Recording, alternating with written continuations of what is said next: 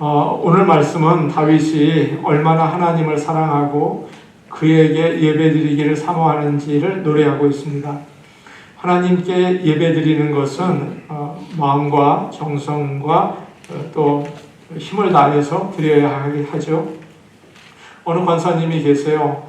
주일 아침에 일찍 일어나서 TV를 보다가 예배 시간에 이렇게 늦게 오시는 겁니다. 그런데 어느 날은 늦어서 헌금하는 시간에 들어오게 됐어요. 아주 늦게 들어오신 거죠. 급하게 들어와서 가방에서 헌금을 꺼내는데 1,000원짜리를 꺼내려고 하다가 실수로 10,000원짜리를 꺼냈습니다. 그래서 10,000원을 헌금했어요. 너무나 속상해서 다음부터는 반드시 내가 이제 헌금을 준비해 와야겠다. 절대 실수하지 않아야겠다. 그렇게 생각하셨다고 해요. 가정에서 부모님에게 참 정성을 다하더라고요. 얼마나 이렇게 사랑으로 돌보는지 몰라요. 하물며 하나님께 드리는 예배는 여러분 어떠시겠습니까? 더욱 정성을 드려야겠죠? 예배는 하나님을 만나는 시간입니다. 하나님을 간절히 사모하십시오. 예배의 자리를 사모하시고 사랑하는 마음으로 예배를 드리실 수 있는 성령 충만한 모든 성도들이 되시기를 축복합니다. 1절과 2절 말씀은 너무나 우리가 잘 아는 말씀인데 이 말씀을 우리가 읽으면서 하나님의 은혜를 묵상해 보려고 합니다. 같이 읽어볼 거예요. 1절, 2절입니다. 시작. 하나님이여 사슴이 시냇물을 찾기에 갈급함같이 내 영혼이 주를 찾기에 갈급하니이다. 내 영혼이 하나님 곧 살아계시는 하나님을 갈망하나니 내가 어느 때에 나아가서 하나님의 얼굴을 배울까. 이 시편의 말씀은 다윗이 그의 아들 압살롬이 쿠데타를 일으켜서 예루살렘을 떠나서 여기저기 도망 다닐 때 지은 시 같습니다. 지금 그는 이스라엘 가장 북쪽에 있는 헤르몬 산에 있어요. 혼자서 기도하고 찬송하지만 하나님의 성전에 가서 여러 성도들과 같이 예배드릴 수 없는 거죠. 전에는 성도들과 함께 하나님을 찬양했고 말씀을 들을 때 은혜를 받았고 너무 좋았는데 그걸 못하는 것입니다. 혼자서 말씀을 읽고 기도를 하지만 충분하지 못했어요. 하나님으로부터 멀어진 것 같았어요. 그래서 자신을 보니까 꼭 목마른 사슴 같더라는 거죠. 사슴이 목말라서 물이 어디에 있는지 시내를 찾아 막 돌아다니는 것을 연상했습니다. 여기서 갈급하다는 말은 목이 마르다 이렇게 여러분 이해가 되시죠? 그러나 이 말의 뜻은 헤맨다는 뜻이에요. 여기저기 두리번거리는 거예요. 사슴이 얼마나 목이 마른지 어디에 물이 있나 어디에 있나 사방을 찾아다니는 거죠. 여러분이 아시는 것처럼 사슴은 참 예쁘게 생겼어요. 또 사슴은 착해 보여요. 그리고 약해요. 겁이 많아요. 눈이 얼마나 큽니까? 이 참 겁이 많게 생겼다. 그런 생각 들잖아요. 사슴 한 마리가 다른 짐승에게 쫓겨서 도망 다닙니다. 있는 힘을 다해서 뛰죠. 살려고. 겨우 피했어요. 그런데 이제 보니까 목이 말라서 큰일 났어요. 목이 말라서 물을 찾습니다. 가뭄이라 시내에 물이 말라 있습니다. 여기저기 찾아서 헤매요. 여러분 한번 연상해 보세요. 참 딱하죠? 불쌍하죠? 다윗이 그래요. 자기 아들이 자기를 죽이려고 쫓아다니는데 여기저기 다니면서 하나님 도와주세요. 하나님 살려주세요. 그러는데 자기를 보니까 딱한 거예요. 아들에게 쫓겨서 이게 무슨 일인가? 살려달라 그러기에 조차 부끄러운 거예요. 참 딱하다. 목마른 사슴 같구나. 그렇게 이야기하고 있습니다. 그는 하나님을 찾아 헤맵니다. 하나님 만나서 은혜를 받고 사랑을 받고 싶습니다. 사랑하는 여러분, 믿는 사람이 누굴까요? 믿는 사람은 하나님을 사모하는 간절함이 있어야 돼요. 그냥 빨리 끝나고 가서 TV 봐야지. 빨리 끝나고 나서 친구 만나야지. 그거가 아니라 하나님 정말 만나야지. 이 마음이 있어야 믿는 사람이라는 것입니다. 하나님의 은혜를 받고 하나님의 사랑을 받고 싶어하는 모든 성도들 되시기를 바랍니다. 목사의 사랑을 받아서 어디에 쓰겠습니까? 어느 사람의 사랑을 받아서 얼마나 가겠습니까? 하나님 나를 좀 사랑해 주세요. 하나님 나를 좀 격려해 주세요. 하나님 나를 좀 위로해 주세요. 그런 마음이 있는 그런 갈급한 예배가 되시기를 원합니다. 지금 다윗이 찾는 것은 궁전에 돌아가서 편안하게 쉬는 게 아닙니다. 다시 왕이 돼서 사람들에게 좀 존경을 받는 것도 아닙니다. 하나님에게 나가서 예배드리기를 원하는 거죠. 그냥 예루살렘 성전에 가서 예배드리면 좋겠다. 뭐 드리면 좋고 아니면 말고 그게 아니에요. 사슴이 지금 물이 없으면 죽죠. 쓰러져서 헐떡거리다가 아마 죽게 될 거예요. 나도 예배드리지 않으면 사슴처럼 푹 쓰러져서 헐떡거리다가 죽겠지. 그런 마음이라고요. 나는 예배드리지 않으면 죽는다. 그런 간절한 마음이 이 다윗에게 있었던 것입니다. 사랑하는 여러분, 여러분은 무엇을 원하며 2025년도를 맞이하고 계십니까? 조금 더 나은 경제적인 상황? 아니면 조금 더 병 없는 건강? 아니면 여러 사람들로부터의 사랑입니까? 믿는 자는 하나님을 간절히 사모해야 합니다. 하나님께서는 자기를 찾는 자를 좋아하세요. 하나님께서는 절대 귀찮아하지 않으세요. 하나님은 절대 혼을 내지 않으세요. 자기를 찾는 자들을 만나주시고 성령을 주세요. 성령 충만하시기를 원합니다. 예레미야 29장 12절에서 13절 말씀은 이렇게 저희에게 말씀해주고 있습니다. 예레미야 29장 12절에서 13절 말씀입니다. 예레미야 29장 12절에서 13절 말씀입니다. 우리 같이 보겠습니다. 시작. 너희가 내게 부르짖으며 내게 와서 기도하면 내가 너희들의 기도를 들을 것이요 너희가 온 마음으로 나를 구하면 나를 찾을 것이요 나를 만나리라. 하나님은 온전한 마음으로, 다른 말로 바꾸면 진실로, 정말 진짜로 내가 하나님을 만나겠다, 이런 그런 정직하고 진실한 마음으로 찾으면 만날 것이라고 약속하고 계세요. 다윗이 만나기 원하는 하나님은 죽은 하나님이 아닙니다. 사람들이 생각해낸 그런 철학적인 하나님도 아닙니다. 다윗이 찾기 원하는 하나님은 살아계신 하나님이세요. 하나님은 생명의 근원이 되세요. 우리가 목마를 때, 우리가 정말 여러분 진짜 목이 말라서 죽겠습니까? 아니면 우리의 영혼이 목말라 죽겠습니까? 내 정신이 목말라 죽을 때가 더 많지 않아요? 야, 이거 이제 더 이상 못 살겠다. 나 이제 세상 살아보니까 정말 외로워서 못 살겠다. 이런 게 더 많지 않습니까? 그럴 때 영혼이 목마르지 않는 물을 주시고 어두운 가운데 있을 때, 야, 나 정말 절망이다.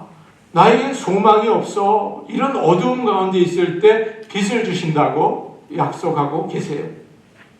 믿는 사람들은 성도들이 함께 모여서 예배드리는 것을 좋아합니다. 그 모임에 가기를 원하는 거죠. 그런데 그냥 예배드리러 가는 게 아니라 다윗처럼 하나님을 만나기 위해서 오셔야겠습니다. 그런데 어떤 사람들은, 우리 교회는 그런 분이 한 분도 없어요. 근데 어떤 사람들은 목사를 보러 교회에 오는 분들이 계세요. 어느 교회에 새로 목사님이 오셨대. 참 좋대. 그래? 그럼 한번 가봐야지. 가죠. 어떤 사람들은 친구들을 만나려고 와요. 뭐 그럴 수 있죠. 우리 예배 끝나고 만나서 놀자. 어디서 만날래? 내가 할 얘기가 있어. 그러죠. 저는 그거 필요하다고 생각이 돼요. 그런데 먼저 하나님 꼭 만나셔야 합니다. 하나님 빼놓고 그거 만나면 오나마나입니다. 그래서 하나님을 꼭 만나셔야 돼요. 하나님, 주님께서 얼굴빛을 나에게 비춰주세요. 하나님, 제가 여기 왔어요. 라고 얘기하시고 꼭 하나님을 만나시기를 바랍니다. 어느 부부가 예배를 마치고 차를 탔어요. 아내가 남편에게 묻습니다. 여보, 오늘 우리 목사님 넥타이 굉장히 촌스러웠지? 남편이 말합니다. 나 못 봤는데. 아내가 또 말해요. 여보, 우리 바로 앞줄에 앉아있던 남자분 어깨 비듬 봤어? 너무 지저분했지? 난 못 봤는데. 그래서 부인이 소리를 치면서 얘기했어요. 당신 교회에 와서 도대체 본 게 뭐야? 누가 문제가 있는 겁니까? 이 남편입니까? 아내입니까? 예배에서 중요한 것은 하나님이잖아요. 엉뚱한 거 보면서 마음 빼앗길 때 우리 얼마나 많아요. 예배 드리면서 엉뚱한 거 보면서 거기에 집중할 때 얼마나 많아요. 교회에서 환경이나 사람이 눈에 들어오겠죠. 그러나 거기에 마음 빼앗기지 마시고 중심을 예수님께로 향하시기를 바랍니다. 예수님을 난 예배한다. 하나님을 예배한다. 그걸 집중하는 거죠. 기도할 때도 이 생각 들었다, 저 생각 들었다. 아이고, 기도 시간 됐네. 끝내는 게 아니라 집중하는 거죠. 하나님, 진실된 마음으로 하나님을 찾는 거죠. 기도하는 거죠. 어느 권사님이 신장이 좋지 않으셔서 이식 수술을 하셨어요. 거부 반응이 왔어요. 이식할 때도 이게 잘 매치가 돼야 되는데 안 돼서 돌아가셨습니다. 미국에 있던 유학하던 아들이 장례식이 끝난 다음에 맞추지 못하고 왔어요. 어머니의 마지막을 보지 못한 아들이 너무 미안해서 방에 들어가서 어머니의 옷을 꺼내서 붙잡고 막 웁니다. 그리고 어머니가 이제는 볼 수 없으니 어머니를 보고 싶어서 미국으로 올 때 그 어머니의 옷을 꽁꽁 싸가지고 왔어요. 어머니 사랑을 생각하면서 꺼내서 보고 그 냄새도 맡아보고 그래요. 어머니를 참 사랑하면 그의 옷도 귀하죠. 하나님을 사랑하면 하나님의 집이 귀해요. 그래서 다윗은 성막에 가는 것을 기뻐했어요. 여러분, 나는 하나님만 예배해. 교회는 교회지 그게 아닙니다. 주님의 몸된 교회라고 하셨잖아요. 그래서 교회에 올 때 사랑하는 마음으로 오실 수 있기를 바랍니다. 오늘 주일이구나. 교회 가서 예배 드려야지 기뻐하고, 오늘 수요일이구나. 저녁에 가서 예배 드려야지 기뻐하시기 바랍니다. 제가 한국에 방문했을 때 목욕탕 갔다고 그랬잖아요. 그 옆에 있던 어떤 남자분이 그러더라고요. 토요일이었어요. 전화하더니 며느리냐? 내일 온 식구들 목욕하고 예배드리자. 제가 그걸 듣고서 깜짝 놀랐어요. 야, 정말 멋진 시아버지다. 그런 생각을 제가 했습니다. 언제나 교회 오는 것을 사모하고 예배 마치고 집으로 갈 때는 예루살렘을 그리워한 것처럼 돌아보면서 자꾸 아쉬워하며 하나님을 사랑하는 마음이 커지는 성도들 다 되시기를 바랍니다. 3절 말씀 우리 같이 보겠습니다. 3절 말씀. 시작. 사람들이 종일 내게 하는 말이 내 하나님이 어디 있느뇨 하오니 내 눈물이 주야로 내 음식이 되었도다. 10절 말씀도 한 번 더 볼게요. 10절 말씀입니다. 42편 10절 말씀. 같이 보겠습니다. 시작. 내 뼈를 찌르는 칼같이 나의 대적이 나를 비방하여 늘 내게 말하기를 내 하나님이 어디 있느냐 하도다. 압살롬이 반란을 일으켰을 때 다윗은 급하게 감람산을 넘어서 도망쳤습니다. 손으로 머리를 가리고 맨발로 갔어요. 얼마나 급했으면 맨발로 왕이 나갔을까요? 그리고 가면서 울었어요. 큰 소리로 울었어요. 가족들과 신하들도 그렇게 하고 따라갔어요. 다윗이 실패하고 쫓겨나자 마음이 너무도 힘든데 사람들이 보면서 손가락질하고 비웃었어요. 야, 하나님 잘 믿는다고 하더니 꼴 좋다. 네 하나님이 어딨냐? 네가 그렇게 새벽에 부르짖던 그 하나님이 어딨냐? 열심히 믿더니 하나님이 버리셨구나. 그 말이 비수처럼 가슴에 와서 찔렸어요. 얼마나 괴로웠는지 몰라요. 다윗이 막 마음에 피가 흐르는 것처럼 눈물이 흘렸습니다. 속이 상해서 길을 갈 때도 밥을 먹을 때도 눈물이 줄줄 흐르는 거예요. 살면서 모든 일이 잘 되고 하는 일마다 성공하면 얼마나 좋을까요?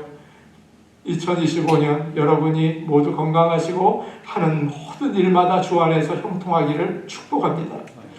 그러나 그렇지 않을 때가 참 있죠. 바다에 파도가 몰려오는 것처럼 편안하다, 이제 됐다 싶으면 그때 하필이면 어려움이 오더라고요.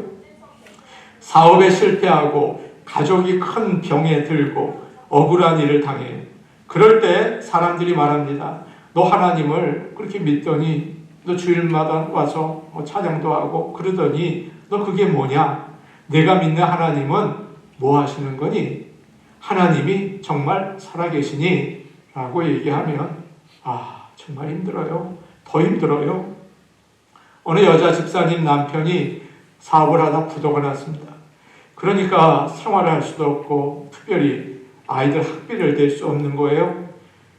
친정은 참 잘 살아요. 그래서 할 수 없이 아내가 친정에 가서 언니가 특별히 잘 산대요. 그래서 도와달라고 찾아갔어요. 그러자 언니가 그러는 거예요. 너 예수 믿는 거 그만둬라. 하나님이 어딨니? 내가 뭐 도와줄게. 그런데 너 내 말 들어. 너 예수 믿지 말고 나랑 절에 가자. 그러더래요. 이 집사님이 자기가 무시당하는 것은 예상했지만 하나님이 무시당하는 걸 생각하니까 너무 속이 분해서 새벽마다 나와서 울었대요. 하나님을 이렇게 비방하니 이거 어떻게 하면 좋겠습니까? 바벨론의 느부갓네살 왕이 아주 힘이 셌습니다. 그래서 자기랑 비슷하게 생긴 금신상을 큰 것을 만들어 놨어요. 그리고 거기에 절하지 않으면 모두 불에 태워 죽이겠다. 그렇게 위협을 했습니다. 그런데 다윗의 세 친구들은 그 명령을 알면서도 하나님을 섬기기 위해서 절하지 않겠습니다. 그런 얘기를 했다고요. 결국 잡혀서 왕에게 끌려갑니다. 느부갓네살이 얘기해요. 너희들 참 똑똑한데 한 번 더 기회를 줄 테니 절해라. 그러자 말하죠. 어떤 신이 너희를 내 손에서 건져낼 수 있느냐, 그렇게 위협을 하니까 다니엘의 세 친구가 이렇게 말하죠. 왕이여, 우리가 섬기는 하나님은 우리를 왕의 손에서 구해내실 것입니다. 그렇게 하지 않으셔도 우리는 금신상에게 절하지 않을 것입니다. 라고 이야기합니다. 우리가 이거 10절 말씀을 아까 보았는데 비웃는 소리가 내 뼈를 찌르는 것과 같다고 이야기하고 있어요. 우리가 믿지 않는 사람들에게 비웃음을 당할 때 뭐 그런 하나님이 있냐? 네가 어떻게 했길래 하나님이 그렇게 하시냐? 하나님도 비웃고 다윗도 비웃어요. 할 말이 없어요. 속이 상해요. 영혼을 찔러요. 너무나 아파요. 그러나 다윗은 더 간절히 하나님을 찾고 있습니다. 하나님이 믿음을 주시니까 실망하지 않고 또 하나님은 나를 버리지 않으신다. 언제나 함께 하신다. 굳게 믿고 의지하는 거죠. 시편 48편 14절은 이렇게 이야기하고 있어요. 시편 48편 14절 말씀입니다. 우리 같이 보겠습니다. 시작. 이 하나님은 영원히 우리 하나님이시니 그가 우리를 죽을 때까지 인도하시리로다. 아멘. 어느 목사님 어머니 이야기입니다. 어머니는 기도의 사람이셨어요. 어려운 형편에 이제 전도를 받고 교회에 나간 후부터 기도를 시작하셨는데 비가 오나 눈이 오나 새벽 기도회, 철야 기도에 나가셨어요. 그런데 기도를 해도 문제가 해결되지 않았어요. 계속 기도하고 그런데도 가난하고 가족들 사이에 문제가 많았습니다. 그러나 어머니는 새벽마다 교회에 가서 기도하셨어요. 그러던 어느 날 어머니가 기도회에 가지 않으셨어요? 아들이 물었어요. 엄마, 왜 교회에 가지 않아요? 나 이제 집에서 기도하기로 했어. 그리고 힘없이 방에 들어가시더니 큰 소리로 울었어요. 그리고 기도하셨어요. 하나님, 저 더 이상 교회에 가서 기도 안 하랍니다. 아목의 집사가 기도해도 별거 없다고 합니다. 제가 생각해 봐도 그렇습니다. 하나님, 저를 보면 누가 기도하고 싶겠습니까? 제가 오히려 사람들의 기도를 막는 것 같습니다. 남 부끄러워서 새벽에 기도 못하겠습니다. 그렇게 얘기했어요. 사람들이 숙덕숙덕 거린 거죠. 아, 저 사람 저렇게 기도하는데 사는 게 저렇게 어려워 라고 한 것 같아요. 그렇게 집에서 울면서 기도하던 어머니가 일주일 만에 다시 교회에 가셨어요. 집에서는 안 되겠다고 하셨어요. 어머니는 평생 그렇게 열심히 기도하다가 하늘나라에 가셨습니다. 결국 별 응답을 못 받으셨어요. 그런데 그 아들이 목회를 하면서 이런 고백을 하는 거예요. 어머니의 기도가 지금 저의 삶과 목회 가운데 이루어지고 있습니다. 이렇게 얘기하죠. 여러분, 어떤 분들이 나이가 70, 80이 되면 이제 기도 안 한다고 하시더라고요. 나 이제 기도해서 얻을 것도 없어. 여러분의 자식은 여러분의 기도로 은혜와 복을 받는 것을 꼭 아시기를 바랍니다. 부모의 기도가 자녀들에게 고스란히 역사하는 것을 많이 보지 않으셨습니까? 믿음의 3대는 큰 은혜를 받는다는 말을 저는 너무도 많이 보고 있어요. 우리의 기도가 응답받는다는 것을 여러분 기억하시기를 바랍니다. 아무 응답도 없는데 멈추지 않고 기도할 수 있는 것은 성령의 역사입니다. 끝까지 하나님의 인도하심을 받았다는 말이죠. 그래서 성령 충만하셔서 어떤 상황 가운데에서도 다니엘의 세 친구처럼 기도에 힘쓰는 모든 성도들 되시기를 원합니다. 이제 본문 5절 말씀 보겠습니다. 5절 말씀입니다. 같이 보겠습니다. 시작. 내 영혼아, 내가 어찌하여 낙심하며 어찌하여 내 속에서 불안해하는가? 너는 하나님께 소망을 두라. 그가 나타나 도우심으로 말미암아 내가 여전히 찬송하리로다. 아멘. 이 같은 말이 5절에 나와 있는 같은 말이 11절에도 나오고 43장 5절에도 나와요. 이 노래의 후렴이에요. 똑같은 말이 반복되죠. 그와 같습니다. 주제예요. 다윗은 마치 자기 안에 두 사람이 있는 것처럼 스스로에게 얘기합니다. 내 영혼아, 내 영혼아, 내가 왜 이렇게 낙심하니? 왜 그렇게 너 불안해하니? 내 영혼아, 내 영혼아, 너는 하나님께 소망을 두라. 하나님께서 분명히 도와주실 것이다. 그래서 네가 그를 찬송하게 될 거야 라고 스스로에게 자꾸 떠당기면서 얘기하는 것입니다. 우리는 다른 사람에게 이야기할 때 주로 1분에 150개에서 200개의 단어를 이야기한다고 해요. 1분 동안에. 그런데 스스로에게 말할 때는 더 빠르답니다. 1분에 1300개의 단어를 말한대요. 무슨 말을 할까요? 여러분 스스로에게 무슨 얘기를 하시나요? 주로 자기 속에서 나오는 말, 부정적인 말을 할 때가 참 많아요. 야, 오늘 날씨 정말 나쁘네. 오늘 이런 날씨에 손님도 없겠구나. 요즘 잡구하기 힘들다는데 우리 아이들도 힘들겠네. 야, 그 사람 한 말 정말 못됐어. 내 마음을 어떻게 이렇게 괴롭게 만들 수가 있어? 아유, 오늘 교회 가지 말자. 아, 미국 사는 거 정말 답답하네. 이런 말들. 여러분 그렇지 않습니까? 스스로에게 하는 말들이 그렇게 밝지 않은 말들이 참 많아요. 우리 자신에게 말입니다. 그러나 다윗은 어떻게 합니까? 하나님이 주시는 말을 해요. 믿음의 말을 하고 소망의 말을 해요. 목사가 성도들에게 믿음의 말을 하고 소망의 말을 하죠. 스스로에게 야, 인생이 왜 그러냐? 인생이 왜 그러냐? 그러면 되겠습니까? 여러분도 마찬가지죠. 옆에 있는 사람에게는 힘내세요. 힘내세요. 그러다가 자신에게는 힘내긴 뭘 힘내? 인생 어려워. 그러면 여러분 이게 무슨 효과가 있겠습니까? 그게 무슨 위선적인 행동입니까? 다윗은 하나님이 주신 말을 하는 거예요. 믿음의 말을 하는 거예요. 말에 그게 나오겠죠. 그런데 얼른 바꿔서 아니 이러면 안 되지. 믿음의 말을 스스로에게 해줘야지. 이렇게 바꿔야 되는 거죠. 왜 낙심하니? 왜 불안해하니? 하나님이 살아계시는데 왜 그러니? 분명히 도와주셔. 그래서 낙심과 우울의 마음에서 지금 다윗이 치유를 받고 있는 거예요. 사랑하는 여러분, 꼭 그렇게 하실 수 있기를 원합니다. 아멘입니다. 아멘입니다. 여러분이 스스로에게 하는 말들이 부정적일 때가 참 많아요. 저도 그럴 때가 있어요. 그럼 얼른 아유 하나님이 들으시는데 이러면 안 되지 라고 바꿔야 되는 것입니다. 우리가 잘 아는 이야기가 있어요. 한 할아버지가 손자를 데리고 마켓에 장을 보러 갑니다. 할아버지가 물건을 찾는 동안 손자가 저거 달라고 이거 달라고 자꾸 울어요. 할아버지는 조용히 말합니다. 윌리엄, 조금만 참아. 금방 끝내. 조금 있다 손자는 옆에 있는 초콜릿을 또 보고 이걸 달라고 소리를 지른다. 그러자 할아버지가 다시 얘기를 해요. 윌리엄, 조금만 참아. 이제 곧 나갈 거야. 계산대 앞에서 아이는 카트에 있는 물건을 하나씩 집어 던져요. 할아버지가 다시 말한다. 윌리엄, 다 됐어. 화내지 마. 5분이면 돼.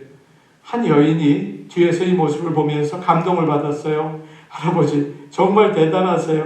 어떻게 그렇게 아이를 잘 돌보세요? 윌리엄은 이런 할아버지가 있어 너무 좋겠어요. 할아버지가 대답을 했어요. 고마워요. 제가 윌리엄입니다. 제가 윌리엄이에요. 제 아이 손자 이름은 케빈이에요.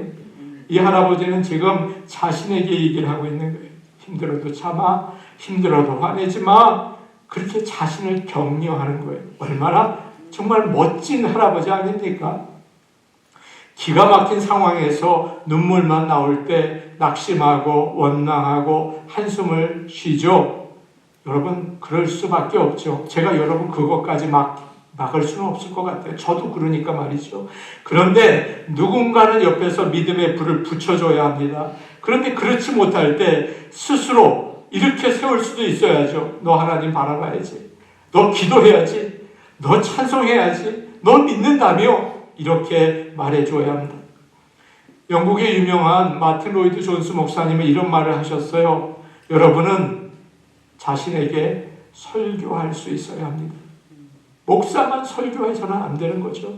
자기 영혼에게 말할 수 있어야 합니다. 내 영혼아, 내가 어찌하여 낙심하느냐? 무엇 때문에 불안해하느냐? 스스로를 꾸짖고 너는 하나님께 도움을 구하라. 그가 도우실 것이다. 선포해야 합니다. 라고 목사님은 이야기하셨어요. 소망을 두라는 말은 바라보라, 기다리라 라는 뜻입니다. 하나님을 바라보고 기다리시기를 바랍니다. 낙심하고 우울해지는 것은 자꾸 자신을 보기 때문이죠.